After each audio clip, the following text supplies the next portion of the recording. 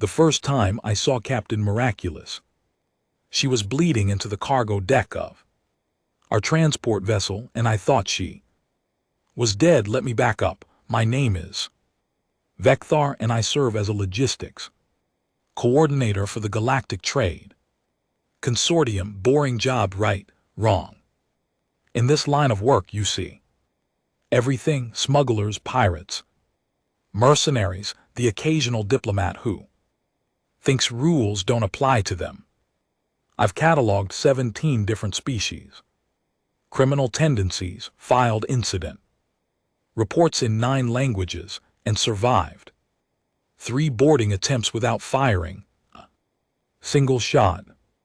But nothing, and I mean absolutely nothing, prepared me for what happened when the human walked onto my ship. The distress beacon came through at 400 hours station time. My second in command, a Thulian named Grex, with too many eyes and not enough common sense, picked it up on the outer rim scanners. Small craft, he chittered, mandibles clicking nervously. Drift pattern suggests engine failure. Life signs detected. I groaned, all 4 of my stomachs churning. Rescues meant paperwork. Mountains of it. Fine, I muttered, adjusting my thermal suit. Bring them in. But if they start shooting, you're filling out the forms. The craft that limped into our bay looked like someone had taken a perfectly good shuttle and introduced it to an asteroid field repeatedly. With enthusiasm, scorch marks decorated the hull, artistic patterns that screamed pirate attack, and half the stabilizers were just gone. When the hatch finally creaked open, I expected refugees. Maybe a family fleeing conflict, perhaps a merchant whose luck had run out. Instead, a woman stumbled out, pressed one hand against the bulkhead, and promptly collapsed. Human. Definitely human. I recognized the species from the briefings, though I'd never met one personally. Bipedal, relatively fragile, prone to making decisions that would give any sane being a panic attack. This one had dark hair, matted with dried blood, skin several shades paler than healthy, and a uniform that had seen better decades. Greg skittered backward. Is it dead?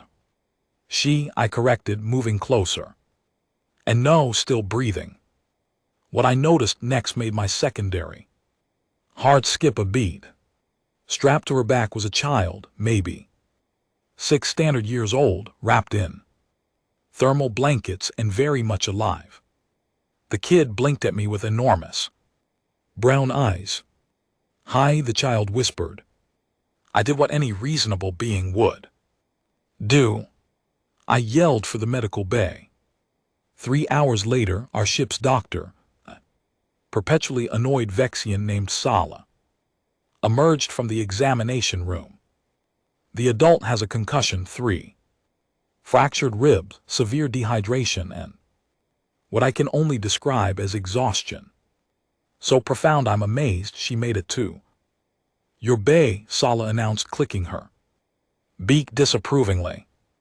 The child is fine, scared, but unharmed. Can she talk? I asked. The human. Oh yes, and she's been asking for you. I found Captain Miraculous sitting upright despite Sala's protests. The child, whose name I learned was Danny, asleep in a chair beside the medical bed. The woman looked like death warmed over, but her eyes were sharp, calculating, taking in every detail of my ship's interior with the focus of a predator. You're the captain here. Her voice was rough, probably from screaming during whatever nightmare she'd escaped. Logistics coordinator, I corrected. Close enough. Want to tell me how you ended up as space debris? She smiled, but there was nothing friendly about it. Raiders. The Skorvath Syndicate specifically. They hit our colony transport 6 days ago. I felt my scales ripple. The Skorvath Syndicate wasn't just dangerous. They were legendary for brutality, efficiency, and leaving absolutely no witnesses. Ever. You survived a Skorvath attack. I tried to keep the disbelief out of my voice failed spectacularly. Survived seems generous, Myra said, touching her bandaged ribs gently. They boarded us, killed the crew, started rounding up passengers for the slave markets. I was a security officer on that transport. Not much I could do against 30 armed raiders with a single sidearm. Then how? I hid. Took Danny, found a maintenance shaft. Stayed quiet for 2 days while they stripped the ship. When they left, I grabbed an escape pod and ran. Simple, practical, absolutely terrifying when you consider the discipline required to stay silent while listening to your colleagues die. The thing is, Myra continued, her expression hardening, they're still out there. 3 hours ago, my pod sensors picked up their base. It's on Velar Minor, the abandoned mining station. Grex, who'd been eavesdropping from the doorway, made a sound like a deflating balloon. You want us to report this to the authorities? Yes. Yes, we report. We leave. We never speak of this again. Myra looked at him like he'd suggested.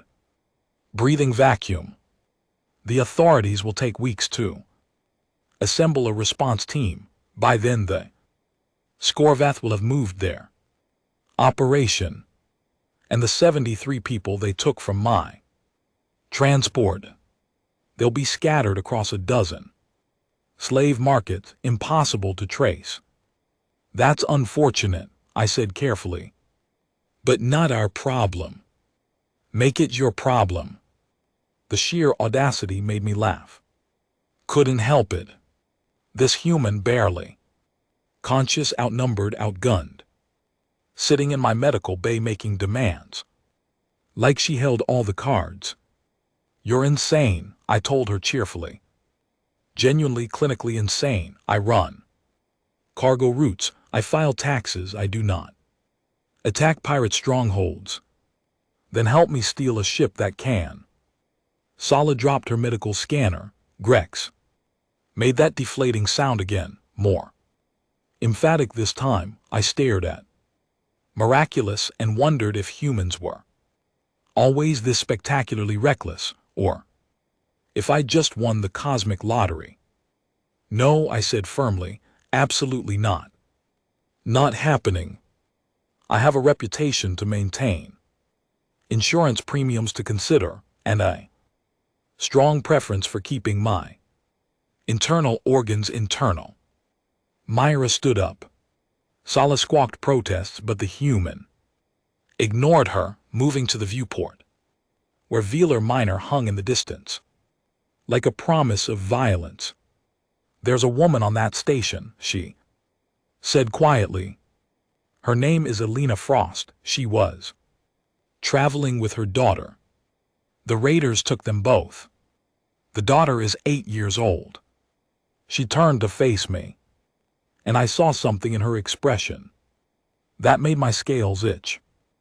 I made Elena a promise. I told her if I got out, I'd come back. I told her I wouldn't leave her kid in that place. Noble, I admitted, but suicidal. Probably. Definitely. She smiled again, that same predator's expression. Here's what I know about you, Vekthar. You've been running legitimate cargo for 12 years, clean record, no violations. You pay your crew well.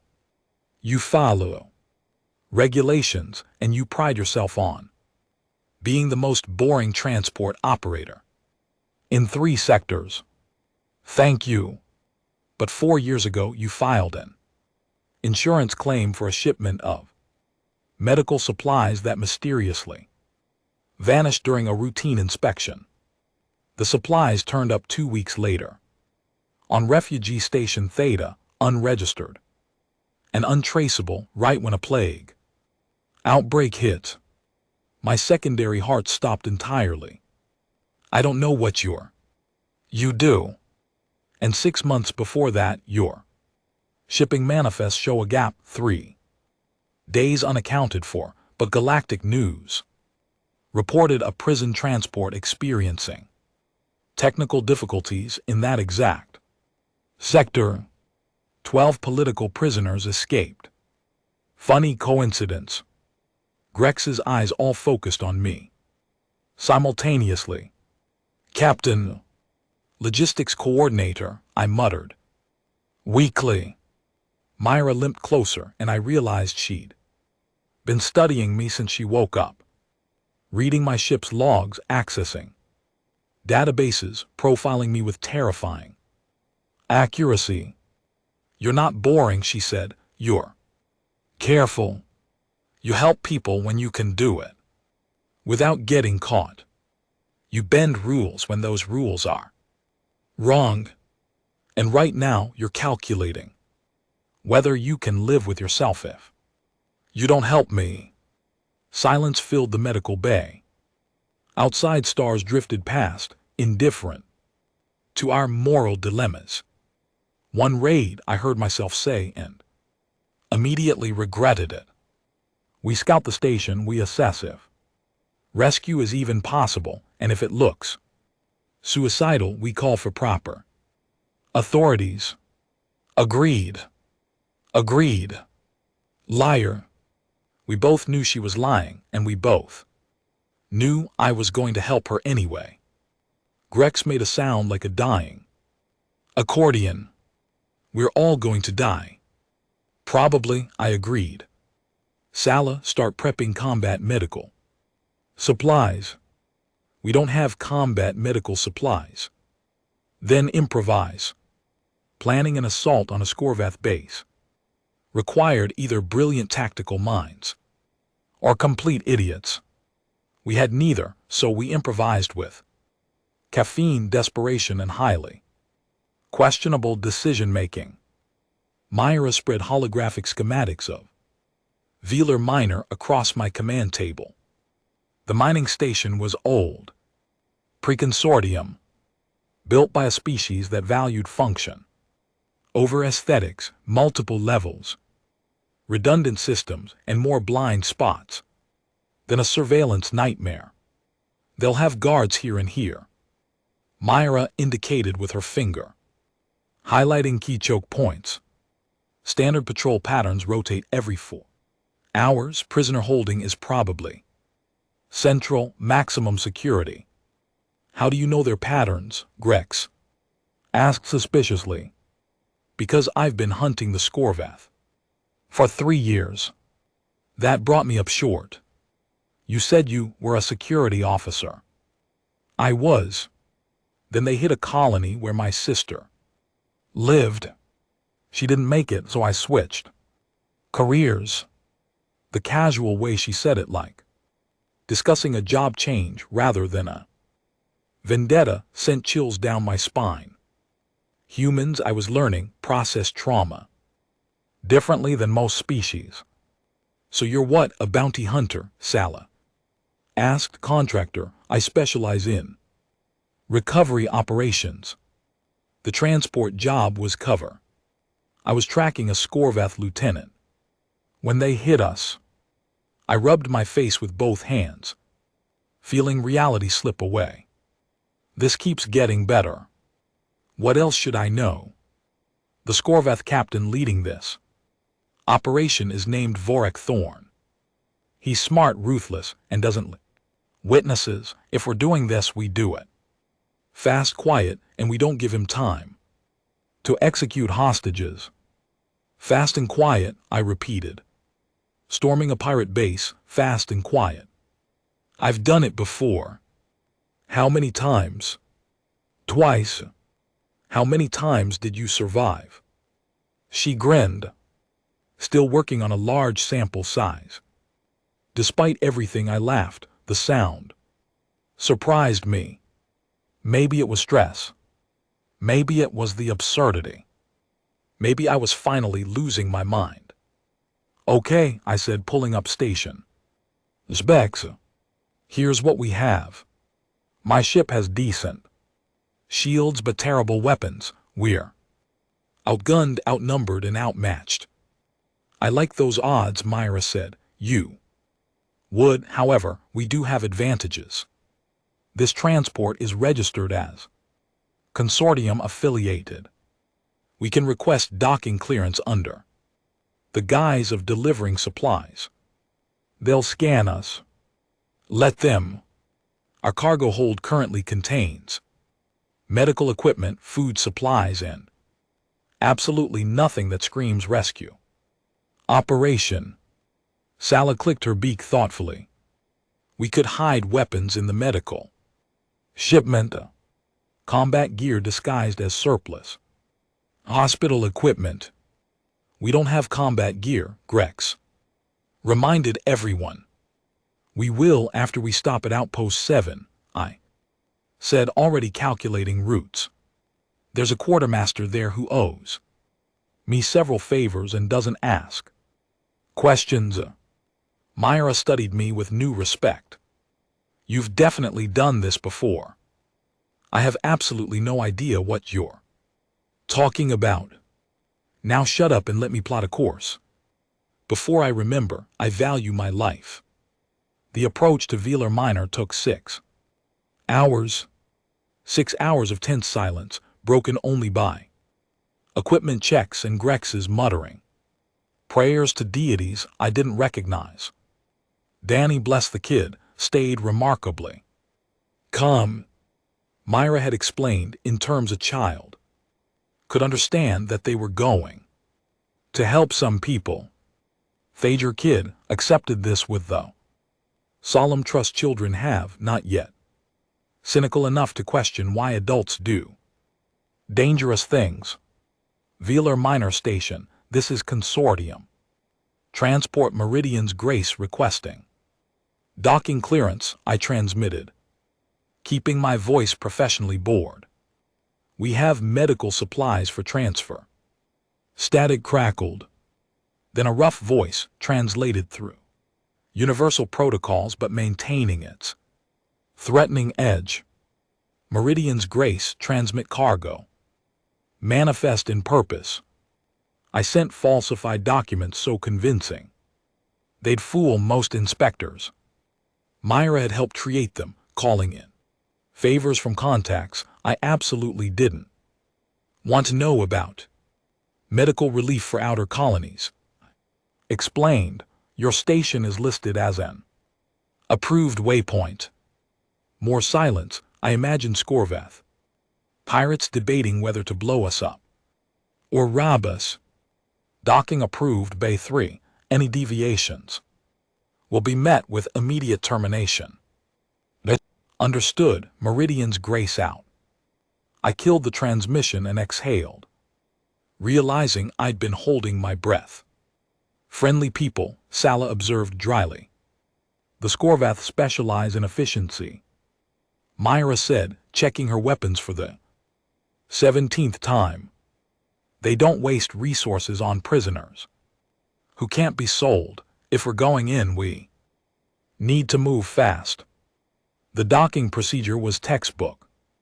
No alarms, no sudden weapons lock, just the mechanical clunk of moorings. Engaging. Through the viewport, I saw Velar Minor. Up close, a sprawling structure of metal and shadows where pirates made fortunes. Off, others suffering. Remember the plan, I said, voice low. We deliver supplies, assess guard positions, locate the holding area, and extract prisoners before anyone realizes we're not actually merchants. And if things go wrong, Grex asked. Myra smiled, checking the charge on her plasma pistol. Then we improvised loudly. We stepped onto Velar Minor expecting violence, planning for chaos, and hoping For luck, what we got was so much worse. The docking bay was empty except for two Skorvath guards, both looking bored and slightly drunk. They barely glanced at our cargo as we wheeled it past, too focused on whatever gambling game occupied their handheld devices. Too easy, Grex whispered. He was right. Pirates didn't leave ships unguarded. Unless it's a trap, Myra said flatly, hand moving toward her concealed weapon. Wait. The voice came from the shadows. A figure emerged, tall and armored in the distinctive gray plating of Skorvath. Command. Captain Vorik Thorn himself, judging by the rank insignia and the predatory way he moved. Vekthar of the Meridian's Grace, Vorak said pleasantly, like we were old friends meeting for drinks. Imagine my surprise when a consortium transport requests docking at my modest operation. Think fast, react faster. Captain Vorak, I greeted, keeping my voice steady. We weren't aware the station had changed management. Changed? Oh no, we simply borrowed it. Tell me, do you make a habit of delivering supplies to pirate strongholds? I make a habit of following approved routes and not asking too many questions. Vorik laughed, a sound like grinding metal. Wise policy. However, I'm afraid I can't let you leave just yet. You see, we have a small problem. He gestured, and more guards appeared, surrounding us with weapons drawn but not immediately hostile. One of our recent acquisitions escaped, Vorak continued. A human security officer. Female. Brown hair, stubborn disposition. You wouldn't happen to know anything about that, would you? Every instinct screamed to run. But Myra, standing slightly behind me, remained perfectly still. Sir, I said carefully, we picked up a distress beacon 6 days ago. Small escape pod, human occupant. Child passenger, standard rescue. Protocol. Of course, standard protocol, Vorak circled us slowly, studying each face. When his gaze landed on Myra, I saw recognition flash across his features. Then, impossibly, Myra stepped forward. You're looking for me, she said. Simply. The station seemed to hold its breath. Grex made a strangled sound. Sala's beak clicked frantically. I calculated exactly how screwed we were, and came up with numbers I didn't like. Vorik smiled. Captain Kolos, I'm impressed. Most pray run, you walked right back in. You have something of mine. I have 73 somethings. You'll need to be more specific. Elena Frost and her daughter. Ah yes, the weeping woman and the tiny one, both sold yesterday to mining corporation, long gone by now.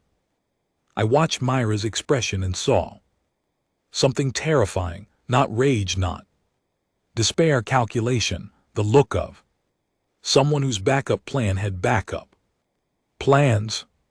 You're lying, she said calmly. You don't sell high-value targets that quickly, especially not when you know someone might come looking. You keep them close as bait. Vorek's smile faltered just slightly. Clever little human. Where are they? Dead. The word hung in the air like a death sentence. But Myra didn't flinch, didn't break eye contact, didn't show weakness. Try again, she said softly. And there was something in her voice that made the temperature drop. Because if they're dead, you have no leverage, and if you have no leverage, I have no reason not to turn the station into scrap metal. Vorik laughed again, but it sounded forced. Bold words for someone surrounded by my men. Your men are standing in a docking bay, Myra observed, next to cargo. Containers that could be filled with anything. Medical supplies, food, rations, or hypothetically, enough plasma charges to vaporize this entire section. My blood ran cold. She was bluffing, had to be bluffing. Please be bluffing. You wouldn't, Vorak said, but uncertainty crept into his voice. I'm human, Myra replied. Like that explained everything. We have a reputation for poor impulse control. Silence. The guards looked nervously at each other. Vorak's expression cycled through anger, calculation, and something that might have been respect.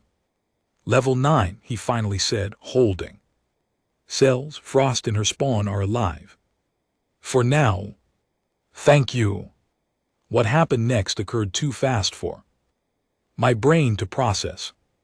Myra moved faster than should be possible for someone with broken ribs.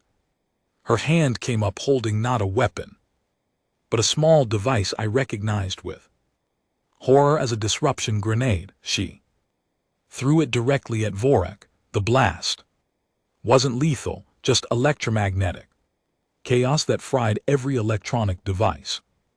In a 10 m radius, lights died, weapons sparked and failed. Guards stumbled in sudden darkness. Run, Myra shouted, already sprinting toward the interior corridors. I ran. Grex ran, Sala ran. Behind us, Skaveth. Pirates swore colorfully in 3 languages and scrambled for backup power. We made it exactly 17 m before the station's emergency systems kicked, and alarms started screaming. So much for quiet, I yelled over the sirens. Quiet was never really an option, Myra shot back, navigating through corridors with the confidence of someone who'd studied every schematic. Level 9. East Wing, follow me. We followed. What choice did we have? Behind us, angry pirates with functioning backup weapons were rapidly closing the gap. This, I thought grimly, is why I should have stayed in accounting. Level 9 of Valor Minor smelled like despair and recycled air that had given up trying. The corridors narrowed as we descended, maintenance lights casting shadows that moved like living things. Behind us, the sounds of pursuit echoed. Boots on metal shouted commands, the distinctive whine of charging weapons. Myra moved through the station like she'd built it herself, taking turns, without hesitation, avoiding what I assumed were surveillance cameras. My lungs burned. All 4 of them. Grex wheezed behind me, his carapace clicking with stress. Sala kept muttering medical observations about our declining physical states. Next left, Myra called, sliding around a corner with practiced ease. Holding area should be straight ahead. Should be. I'd have appreciated more certainty from the person leading us deeper into a pirate stronghold while being actively hunted. We burst through a reinforced door, Myra somehow producing an access card she definitely shouldn't have possessed, and found ourselves facing a long corridor lined with cells. Energy barriers flickered across each opening, and behind them, faces appeared. Dozens of them. The prisoners from the transport, looking hollow-eyed and terrified. Elena, Myra shouted, scanning the cells rapidly. Elena Frost. A woman stumbled to the barrier of the 3rd cell, gripping a small girl protectively. The child, maybe 8 years old, had her mother's dark hair and the kind of haunted expression no kid should ever wear. Myra, Elena's voice cracked. You came back. You actually came back. Told you I would. Myra was already working on the cell Controls, fingers flying across the security panel. We're getting everyone out. Everyone, I interrupted, gesturing at 73 prisoners in various states of health and panic. We have one ship, a cargo transport, not exactly built for mass evacuations. Then we'll get creative. Myra bypassed another security protocol, and the first barrier flickered and died. Start moving people toward the docking bay. Grex, you're on crowd control. Sala, triage anyone who can't walk on their own. And what about the small army of pirates between us and escape? Grex demanded, all his eyes wide with terror. Myra smiled that terrifying smile again. Leave them to me. The first prisoner stumbled free, a Vexian male who immediately grabbed Myra's arm. Thank you, we thought we didn't think anyone would save it for later, Myra said, not unkindly already. Moving to the next cell, right now. Move fast and stay quiet. Quiet lasted exactly 40 seconds. The pirates hit us like a tactical nightmare pouring into the corridor from both ends with the kind of coordinated assault that proved Vorak hadn't risen to captain through luck alone. Plasma bolts lit up the space, scorching walls and sending prisoners screaming back into their cells. I dove behind a support column, my sidearm, which I'd hoped never to actually fire, suddenly feeling very inadequate in my trembling hands. Beside me, Grex deployed some kind of defensive shield I didn't know he owned, muttering prayers that sounded increasingly desperate. Myra didn't hide. She stepped into the center of the corridor, utterly exposed, and opened fire with precision that defied everything I knew about combat. One shot, one pirate down, another shot, another target eliminated. She moved between cover points like water, never staying still, never giving them a clear target. She's insane, Grex shouted over the weapons fire. Agreed. I returned fire, hitting absolutely nothing but effective. A massive Skavath warrior, easily twice Myra's size, charged her position with the kind of roar that promised violence. She waited until he was 3 m away, dropped into a slide that took her beneath his swing, and shot him in the knee joint. He crashed down, and she was already moving, retrieving his weapon before he hit the ground. Now armed with a proper assault rifle, Myra transformed from dangerous to absolutely terrifying. She laid down, covering fire that forced the pirates back, shouting orders that somehow cut through the chaos. Sala, get those prisoners moving. Vec, I need that secondary exit you noticed in the schematics. Secondary exit. I'd barely glanced at the schematics while trying not to vomit from stress. But she was right. There had been another passage. Maintenance access leading toward the outer ring. Through there, I pointed at what looked like a solid wall but should have been a concealed door. Section 7, maintenance shaft. Elena Frost, bless her courage, took charge of the prisoners. Everyone follow him, stay low, move fast, protect the children. They moved like a frightened herd, desperate and clumsy, but motivated by pure survival instinct. I led them through corridors I barely understood, following half-remembered station layouts and pure luck. While behind us, Myra held off an entire pirate crew with nothing but attitude and ammunition. The maintenance shaft was exactly as terrible as I'd feared. Narrow, steep, designed for repair. Drones rather than panicking. Biologicals. We climbed, squeezed, crawled through spaces that made Grex's carapace scrape against metal and drew whimpers from exhausted prisoners.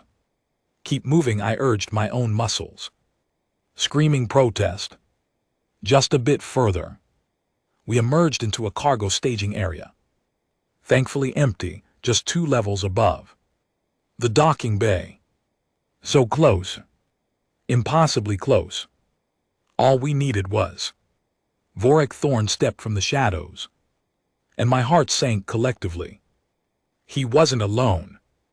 A dozen heavily armed pirates flanked him, weapons trained on our ragged group of escapees. The pirate captain looked remarkably calm for someone whose operation was falling apart. Impressive, he said conversationally. I underestimated you. A mistake I rarely make twice. Let them go. Myra's voice came from behind Vorik, and the pirate captain froze. She'd somehow circled around during the chaos, positioned herself perfectly, weapon pressed against his spine. Tell your people to stand down. Vorik actually laughed. Or what? You shoot me, my crew kills. Everyone here, stalemate.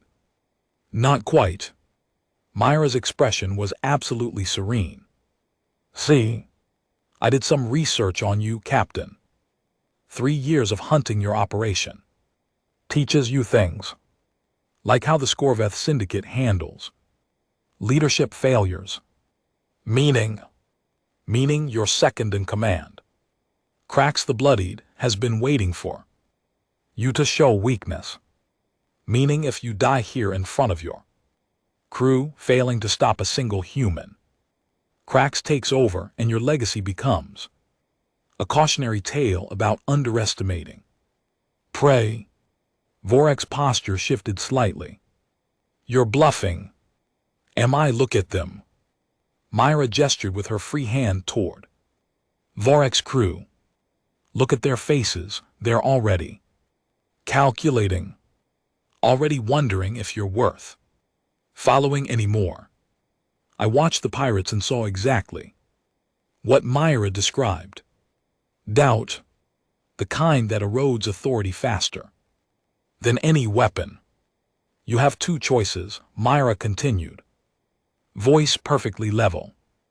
Let us walk out with these people, or die knowing you'll be replaced before your body cools. Pick fast, I'm getting bored. The silence stretched like torture. Vorik's hands twitched, his crew exchanged glances. Somewhere deeper in the station, alarms continued wailing. Stand down, Vorik finally ordered, voice tight with suppressed rage. Let them go. Captain, one of the pirates questioned, weapon still raised. I said stand down, Vorik roared, and the authority in his voice brooked no argument. Weapons lowered slowly, reluctantly. But hear me, human. This isn't over. The Skorveth, don't forget, we will find you. And when we do... Yeah, Myra interrupted already. Backing toward our group, revenge. Vendetta, eternal hunt, got it, looking forward to it. Vec, get everyone to the ship now. We moved as one desperate unit. Prisoners and rescuers alike, flooding toward the docking bay while Vorik and his crew watched with expressions promising future violence. Every second felt like borrowed time. Every step an invitation for someone to change their mind and open fire. The Meridian's grace sat exactly where we'd left her, beautiful and ordinary, and promising escape. My crew, those brave idiots I'd somehow convinced to join this madness, worked frantically to prepare for immediate departure. Load everyone, I shouted, rushing to the helm. Forget capacity limits, forget safety protocols, just get bodies aboard. They poured into my ship like water, filling every available space. Cargo holds, crew quarters, corridors. Anywhere with oxygen and room to stand. Elena Frost and her daughter made it. Aboard, Danny running to hug the other. Child with the resilient joy only kids could manage.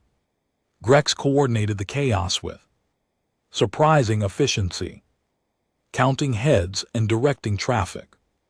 Myra came aboard last, backing through the airlock with her weapons still trained on the docking bay entrance, covering our escape until the very last moment. We clear, she called. 74 souls aboard. Sala confirmed. Medical bay is going to be interesting. Seal it up, I commanded, already firing. Engines, emergency departure. No. Clearance, full thrust. The station tried to stop us. Magnetic clamps engaged, attempting to hold the ship. Vorek's voice crackled over communications, screaming threats and promises of retribution. Warning lights flashed across my console. Like a festival. Engaging emergency release, Grex shouted, hitting override protocols that would definitely cost us licensing fees. Later, the clamps disengaged with a screech of tortured metal. I gunned the engines, pouring every ounce of power into thrust, and the Meridian's grace leaped away from Valor. Minor like she'd been waiting her whole life for this moment. Behind us, the station's defensive batteries opened fire. Plasma bolts streaked past our hull, close enough that sensors screamed proximity alerts. I threw the ship into evasive maneuvers I'd only ever practiced in simulations, praying my aging transport could handle stress she was never designed for. Shields at 60%, Grex reported. 50. They're gaining lock. Not today. I yanked the controls hard, sending us into a spiral that made passengers scream and my stomachs contemplate rebellion. A bolt sizzled past our port side, close enough to leave scorch marks. Hold together, beautiful girl. Myra appeared beside me, gripping the co-pilot station. Can we jump? Not until we clear the gravity well. Numbers flashed across my console, calculating trajectories and escape vectors. 30 seconds. We don't have 30 seconds, then we make them. Another barrage, this one coordinated position with overlapping fire patterns. I dove the ship beneath their targeting. Solution skimmed so close to nearby asteroid that sensors registered hull contact and pushed engines to 115% capacity. 20 seconds, the ship groaned. Somewhere, deep in engineering, something exploded with a sound that promised expensive repairs. Passengers screamed, warning lights turned my helm into a Christmas display of impending doom. 10 seconds. Vorek's voice cut through communications. One last time. You're dead, human, all of you. Skorveth, never forget. Myra grabbed the transmit button, smiling like dawn breaking. Then remember this, remember the day a single human made your entire operation look foolish. Remember Captain Myra Kolos, and remember that next time you prey on the innocent, someone like me might be watching. She cut the transmission, turned to me, and nodded. Jump. I hit the hyperspace drive. Reality twisted, space folded. The universe took our desperate escape and translated it into mathematical probability, and for one breathless moment we existed everywhere and nowhere simultaneously. Then stars stretched, stabilized, reformed into familiar constellations. Valor Minor vanished behind us, replaced by empty space and blessed silence. We made it, Grex whispered like. Speaking too loudly might shatter the miracle. We actually made it. The bridge erupted in cheers. Prisoners hugged each other, crying and laughing.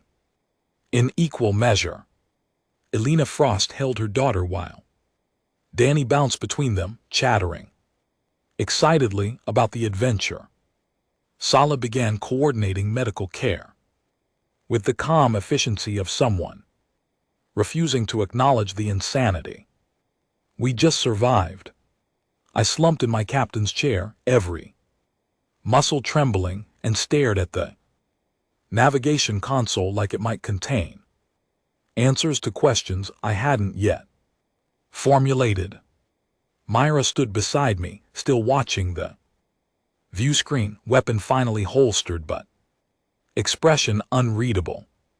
That was the most terrifying experience of my extremely boring life, I told her. Honestly, and I've filed taxes in 7 different jurisdictions. She laughed, actual genuine amusement. You did good, Vec, better than good. You saved 74 lives today. We saved them. You were the one charging into gunfire. Like physics was optional. Hey, physics is more of a guideline. Anyway, she stretched carefully, wincing at her ribs. Listen about your ship. If you're going to apologize for the damage, don't bother. I stopped caring about my insurance premium somewhere around the time we committed multiple felonies. I was actually going to offer to pay for repairs and upgrades, military-grade shields, better weapon systems, reinforced hull, plating. I stared at her. With what funds? The Galactic Bounty Commission pays extremely well for information leading to Scorveth operations. I just fed them Valor miners' exact coordinates, operational details, and personnel. Manifest, she grinned, should be worth about 2 million credits, figured we could split it. 2 million credits, I could buy a new ship, retire, open that boring logistics office I'd always dreamed about, live out my days filing paperwork and avoiding excitement. Instead, I heard myself say, or we could use it to upgrade this ship and do it again. Myra turned to look at me fully, surprise evident. Seriously? After all that, I confirmed, surprising myself with the certainty. My voice. You were right. There are people out there who need help. Pirates who think they can prey on the innocent without consequences. And apparently I'm extremely bad at minding my own business. Plus the adrenaline rush was kind of amazing, right? Myra offered.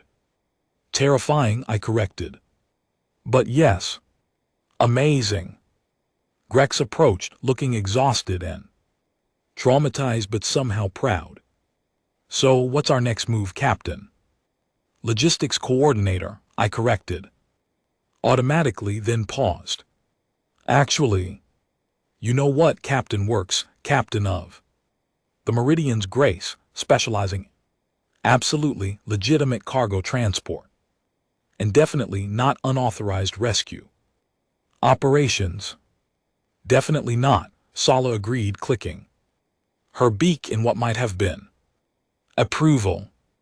Though we should establish some ground rules if we're making this a habit. Like maybe scouting targets before charging in next time. Where's the fun in that? Myra asked. But she was smiling, and for the first time since I'd met her, the expression reached her eyes. Over the next several hours, we coordinated with consortium authorities, arranged transport for the rescued prisoners, and began the process of turning desperate escape into official record. Elena Frost personally thanked each of us, her daughter presenting me with a drawing of our ship that I absolutely planned to frame. As the rescued passengers transferred to proper transport vessels, stories began emerging.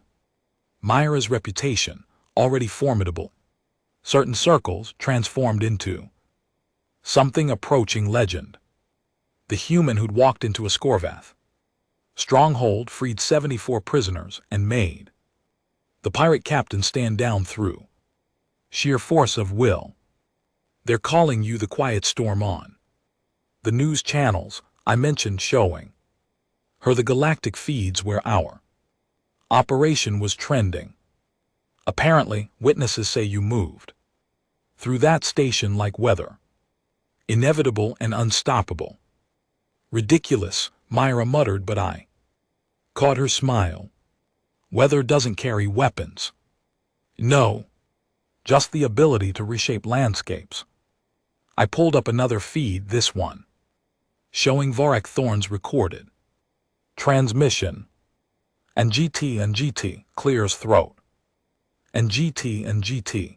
Also, you were right about cracks. 3 hours after we left, he challenged Varek for leadership. Station reports indicates significant internal conflict. Good, let them tear themselves apart. She settled into the co-pilot chair, looking more relaxed than I'd seen her. So, Captain Vekthar, where to next? I consulted my updated contact list, now significantly expanded thanks to Myra's connections. Well, I'm receiving signals about another operation. Slave traders working the outer colonies. Thought we might investigate. Sounds perfect. We sat in comfortable silence, watching stars drift past while my ship, battle-scarred and proud, carried us toward whatever came next.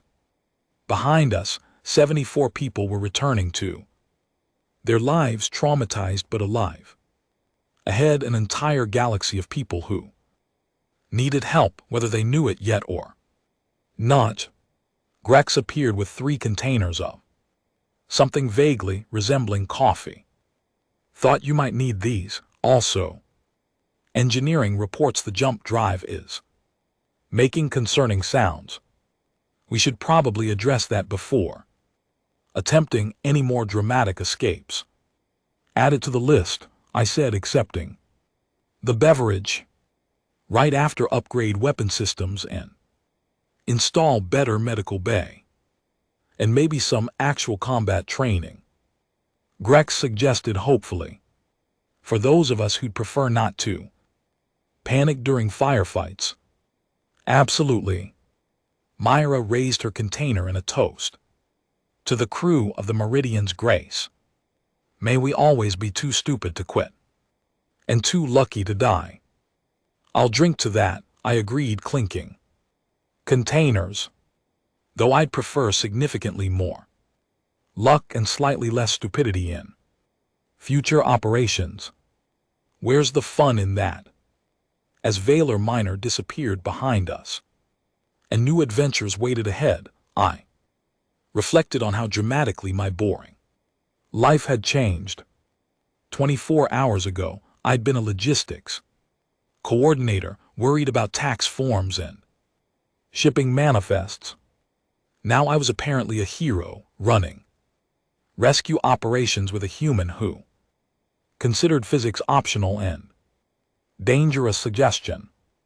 My insurance company was going to be furious, but watching the rescued families reunite on my view screen, seeing Danny and Alina's daughter playing together, like the trauma had already begun healing.